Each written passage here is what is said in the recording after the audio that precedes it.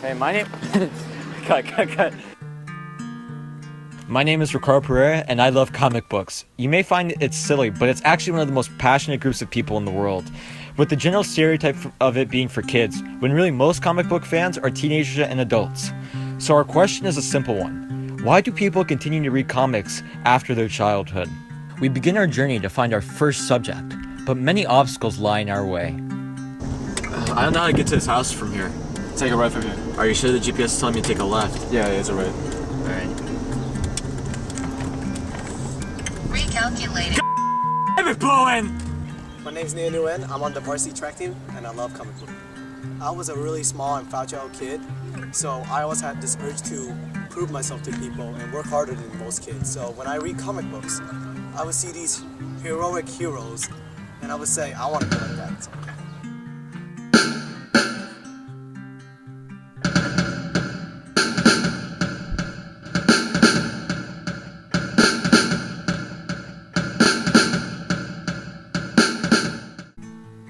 On a sad day, we find our beacon of hope, the comic book shop. Ladies and gentlemen, welcome to Collector's World.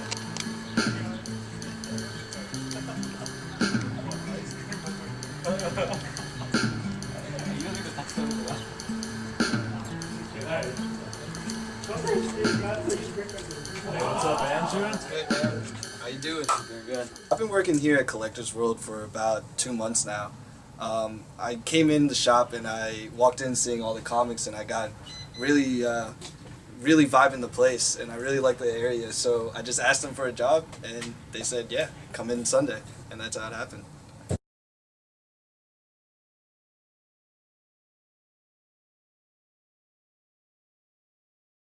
the one hero that really truly affected me was Barry Allen, also known as the Flash.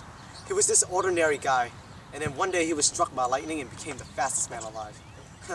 It's kind of dumb, but as a kid, I hope I was struck by lightning.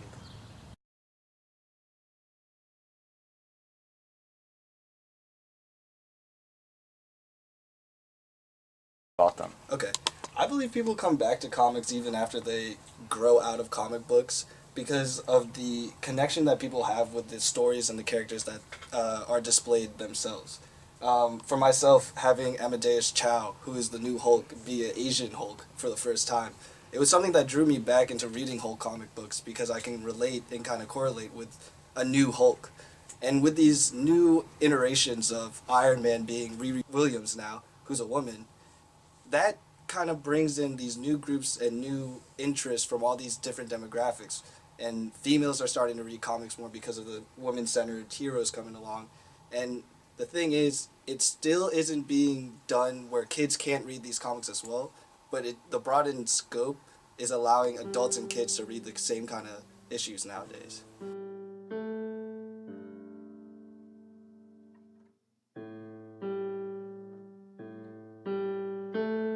For our final subject, we go back down memory lane to interview comic book store owner turned teacher.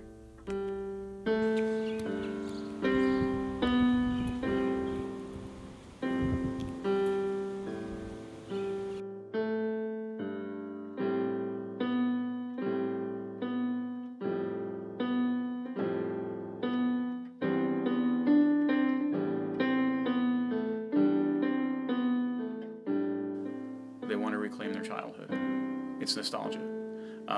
When I was, so I didn't just have comic books in my store. I sold vintage toys as well, and Star Wars toys, Star Trek stuff, whatever it was, all kind. And vintage doesn't necessarily mean like ancient old, like 50s, 60s, but stuff from the 70s, whatever, from the 80s. And there was a trend where the people who started buying toys as adults were buying the toys from their childhood and the comic books from their childhood.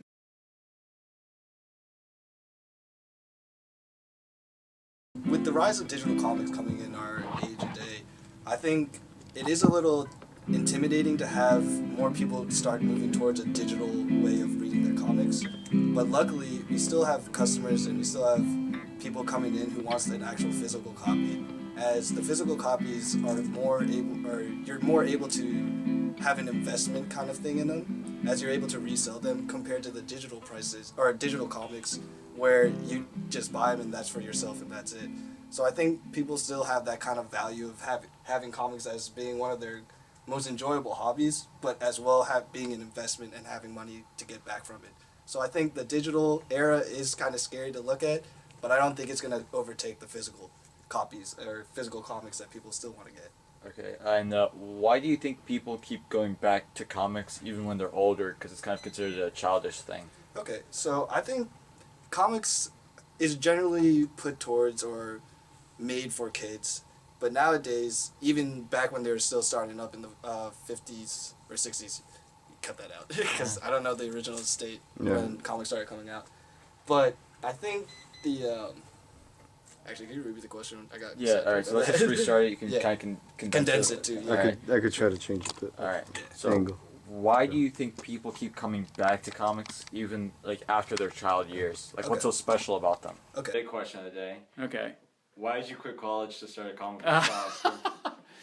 So I quit college to open up a comic book store. There's a big story behind that. So as a teenager, and through high school and into college, I was going to comic book shows, and I had, by this point in time, I had a huge collection of comic books, and there were the dealers that were always at the shows that had the Captain America ones, the Fantastic Four ones, all that stuff, the big ticket ones. But then there were like average guys who just had like their own collection of stuff that they were selling and trying to do like some buying and selling along the way. So I became a dealer at shows first. And I did that for a couple of years, and I was moderately successful. But then what happened was, and I'm going to tell you, it's always because of a girl, all right? It's always because of a girl. So I had this girlfriend. She had graduated ahead of me. She was in an art program to become an art teacher. So she was living in Saratoga, New York, and that's where her family was. We were going to school in New Paltz in New York. And she was done, and she was looking for a job. And I noticed that there were no comic book shops in Saratoga. And I was like, this is kind of weird. The city has like 25,000 people most of the year. But then it's got a huge summer population because it's got a racetrack there, a horse racing track. So I looked in the want ads for rental spaces, and I found a spot that was really cheap. It was really small. It was like the size of this classroom, and it was $300 a month was the rent. And I'm like, if I can't make this a go for $300, then I don't deserve being in the business. So I did get. I borrowed some money from my grandfather, so he loaned me some money for the startup costs, and that was it from there. Found the place, opened the store. Next thing you know, I'm doing this for like 5 years. But I had to quit college to do it, and that was a decision. I either stay in school, finish my degree, or jump on an opportunity that may not come around again. But I met really awesome people along the way. So just the customers themselves most of them were, really cool people, just fun people, and it's a comic book shop. I mean, come on, really,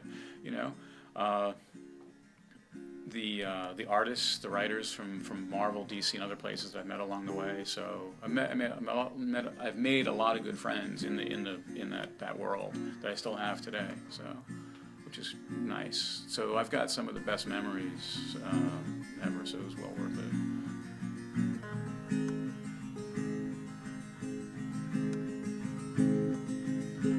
After interviewing all of our subjects on why they read comics after their childhood, whether it was to inspire them to train, whether it's their living, or if it's to reclaim their childhood, the answer is simple. People read comics because in the end, you can't help what your heart longs for. Oh, this is the jam!